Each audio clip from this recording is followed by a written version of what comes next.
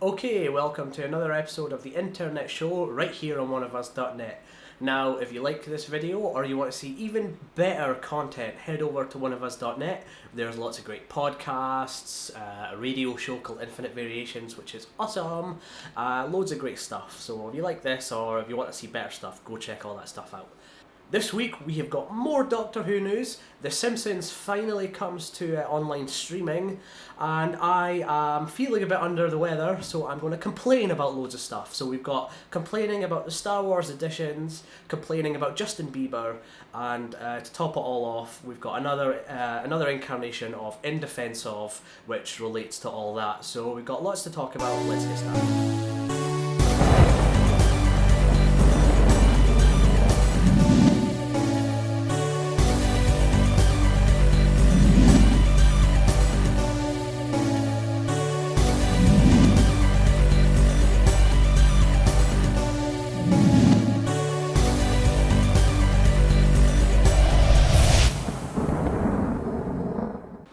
Okay, so another week. We are 1 week to go before the Doctor Who anniversary, and again we have had more content. The other day we had the Night of the Doctor, which was the exclusive prequel episode, which was about 6 and a bit minutes long, and I won't say too much about it in case you haven't seen it. I definitely recommend that you go and watch it. I'll put the link right here. It features a crashing vessel featuring a lady, a return of a classic Doctor, and that's all I'm going to say on that. And it is actually very, very, very, very good. If you're a fan of the show, you will really, really, really like this. Some really great references to the classic series, and really sets the stage nicely for the anniversary. And the fact that they've set the bar so high with this episode, hopefully that means the best is to come. I was really impressed with this. It was really well written, and it's strange that Moffat has done something that's sort of almost universally been accepted as being really good. There was a nod to certain Big Finish characters, not all of Big Finish characters, which was one of the things that people had a problem with, but the fact that some Big Finish characters were brought in there kind of canon, makes them canon, and that that's very much appreciated for fans who listen to Big Finish. And yeah, definitely check this out. And with a week to go, if you're in the UK or you order online, I recommend you pick up the Doctor Who magazine, which has a plethora of great stuff, including a 1960s themed mini issue, a bumper 116-page souvenir issue, and 12 collector anniversary art cards, which are really, really lovely, and also feature one for Peter Capaldi, who will be playing the 12th Doctor, and 9 downloads for audio adventures. That's pretty damn good, and it was only about £8, so damn good if you ask me. Okay, so for a long time, if you're like me, you use Netflix and things like that, and it's always been strange. Now you can get Family Guy, American Dad, South Park, and The Simpsons has just never seemed to come on there. Well, FXX, which is a streaming service, or will be a streaming service as part of Fox here in the UK and also in America, has secured the rights to stream all the seasons of The Simpsons. Initially, this seems like good news for people of that service. This exclusive access to every single episode of The Simpsons that's ever aired, and that's about 550 episodes. The deal cost almost $1 billion, so looking at about 600 million. And here's the interesting thing about that: FXX is owned by Fox. It's like a sister part of it. So why did it have to cost so much? Surely the money is going directly back into their pockets, lining the executives. It really annoys me that it didn't come to Netflix or Love Film or anything like that. I mean, Netflix is kind of the biggest provider, and I use Netflix a lot, and I'm not going to jump onto another service just for one show, even if it is 550 odd episodes. So this is really unfortunate, and I won't be expecting The Simpsons on any other on-demand service for 10-20 years. So I'm actually disappointed by this news, and yeah, what are you going to do? So in better news, a decades-long conflict with Kevin McClory has been settled with MGM and Sony. And this was a rights battle to certain characters and things like that that kind of enveloped a lot of the Bond films. So characters like Spectre and Blofeld and things like that. Kevin McClory, the guy who owned the rights to these, kind of took the producers to court quite a lot. He ended up making his spin-off film Never Say Never Again with Sean Connery, which ended up going up against one of the Bond films. He also tried to make another one in the 90s, which never got very far. But it was also the reason that there was such a delay between License to Kill and GoldenEye, which was considered, would Bond actually return or not? But that feud has now been settled, and it opens the possibility that characters like Spectre, organisations such as Spectre, and characters such as Blofeld can return to the Bond franchise. Now, it kind of calls into question this whole continuity thing. Now, the continuity Bond hasn't really ever been anything in a sense, and especially when the franchise was rebooted with Daniel Craig, we had M, who was the same, but it was a different continuity. And the best thing I think is I know people like to try and claim that it's different. The character is actually different, and they're taking on the 007 persona and things like that. I think that's kind of dumb. I think it should just you just take each film as it is. Some relate to each other, some don't. The interesting thing with Skyfall, which almost made it a shame it was a new continuity, is you almost felt like he had been through all the other films and all those situations. So now with the possibility that Blofeld and that can return, on the one hand it's really interesting because you can go down the Spectre route again. They kind of tried to do that with the organisation in Casino Royale and Quantum of Solace, which didn't really turn out very well. And I'm not quite sure how a villain like Blofeld would actually go down in this the way films are now in the 21st century. It's been a View to a Kill, I think, was the last time we kind of saw. No, For Your Eyes Only was the last time we kind of saw Blofeld, but we didn't really see him. And it was films previous to that. I think still with Sean Connery, where we actually got to see Blofeld. So I'm not sure, the stroking the cat, the bald villain with the scar, I'm not sure how well that would go down in today's Bond films. And you can reinvent the character, but then you kind of just have any character. I mean, why does it have to be Blofeld? I mean, I guess that appeal for Bond fans of it being Blofeld, maybe the suit you could bring back and things like that. So yeah, I guess it could be a new lease of life in the Bond films.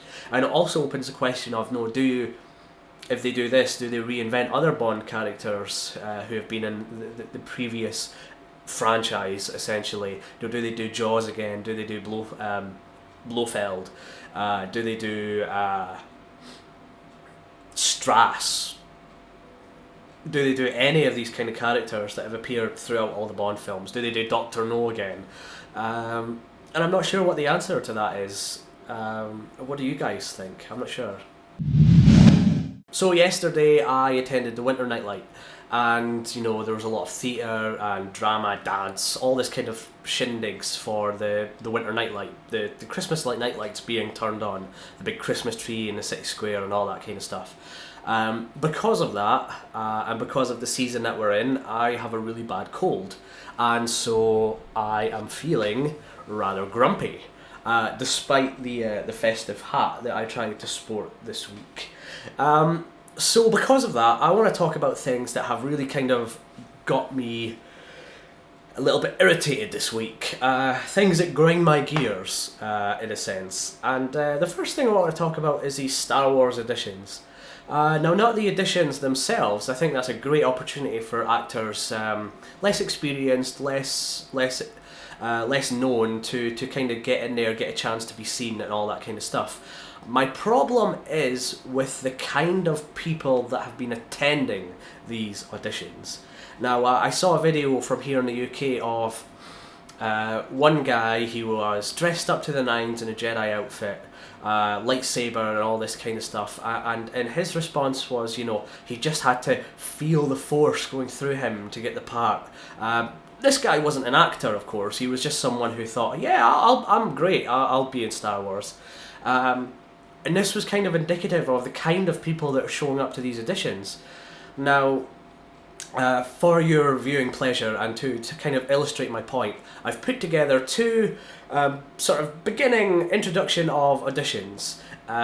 Two very, very extreme. One being how you should act in audition, and one being how you absolutely should not act in an audition. See if you can see what the difference is.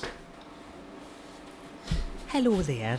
Can you tell me your name, please, and what you'll be auditioning for? Of course. My name's John Smith, and I'm auditioning today for the role in Star Wars. Can you tell me a little bit about why you're here, why you wanted to audition for this character? Well, the character was really interesting to me. There was a sense of almost a Shakespearean kind of feel to it, and that really interested me. The story is very dark, very contemporary, and I think I could probably fit very well into that situation. So I'm looking forward to exploring that character, exploring the things that make that character work, and just seeing what I can bring to the part. Thank you. Hi, my name's John Smith. Can you tell me a little bit about why you're here, why you wanted to audition Well, for this I've been character? a Star Wars fan since I was a wee boy. I've watched all the Star Wars films, and I think the Force really just flows through me. I really connected with Luke Skywalker, and I think I could really be awesome in this part, in this role. Audition part? No, I didn't read that. But because I've watched all the Star Wars films and I really feel like the Force is flowing through me, I think I can really nail it. And to help me, I've brought my lightsaber. So, you can see how I look with a lightsaber. Because it's Star Wars, so obviously I'd be auditioning for a Jedi, yeah? So, I could be like, vroom, vroom, vroom, vroom, this kind of thing. And I think I would look really, really good on screen doing that. So, I'm really expecting the part right now, because the Force is flowing through me, and I'm really excited about meeting you. And I've actually got the DVD here in my pocket. If you wouldn't mind, signing it, before I leave, because I'm really a big fan, and I really hope to get the part and be really famous. I've always wanted to be famous, and I'm really looking forward to it. So pick me. So at drama school or any kind of training to be an actor, you learn very quickly that when you do an audition, it's not about dressing up as the character. It's not about sucking up to the casting director or trying to say things that'll please them. They're not there for that. They're there to see you and to hear your audition. And it just really annoys me. This isn't a fan convention. This isn't Comic-Con that these guys are going to. It is a serious audition, and the people that are taking it serious have to contend with these wannabes who are just like, yeah, I'm going to dress up as a Jedi, and I'm going to get the part, and I'm going to be in Star Wars. And it's just not how it should be. Those people shouldn't be going to those auditions. That's not what they're for. They're not for going to see if you can meet J.J. Abrams and tell him how much you love Star Wars. It's about serious people who want to be actors. And it just really, really bugs me. So, there was a trailer this week for Justin Bieber's new film, Believe. If you would believe that. And I want to talk quite seriously for a minute about people like Justin Bieber. Miley Cyrus is a good example. Don't switch off. I think I'll make a valid point. I'm not trying to insult them for no reason or bait anyone into an argument. This is really quite a serious point that people should really talk about. Now, in the trailer, most of it is when people get you down, you have to step up and fly, and all this kind of 12-year-old, you have to believe to meet your dreams and all this kind of stuff. But there was one scene that was quite interesting where the director says to Justin Bieber, do you know that you could be the next car crash? And Justin Bieber, looks like, well, holy shit, yeah, you might be right. And it's just this thing about celebrities like that who arguably don't have any talent, okay? And people like him, and that's fine. People like his songs, and that's fine. But they think that they can act on a higher level than everyone else. So, going to whorehouses, painting illegally on walls, and then running away from the country, spitting on your audience, not bothering to show up for concerts. There's two things. I don't get people who are a fan of this boy. I don't get it. I don't get the people who have to run around after him on the press tours and have to scream and go, ah! They're that kind of Beatles phenomenon. I kind of get it with the Beatles because, they were genuinely talented. And it was at a time where there wasn't the internet, where you couldn't just switch on and you could find them and interact with them and all that kind of stuff. And I don't get, why people like this, people like Miley Cyrus, aren't held to account with the things that they do. They're held in a higher regard than everybody else, and it's acceptable, it's okay. And as someone who is an actor in theatre and things like that, I have absolutely no interest in what you would consider fame and, pissing about like that. And it really bugs me that these people are so famous. The thing that really gets to me is they have access to so many resources because of how famous that they are and how much money that they've got, and they don't utilise it the way that they should. They aren't creative. They don't do anything to help the creative community that gave them all these possibilities. I kind of shoot to Kevin Smith as an example with all the podcasts that he does. He goes around touring, trying to inspire people just to even podcast.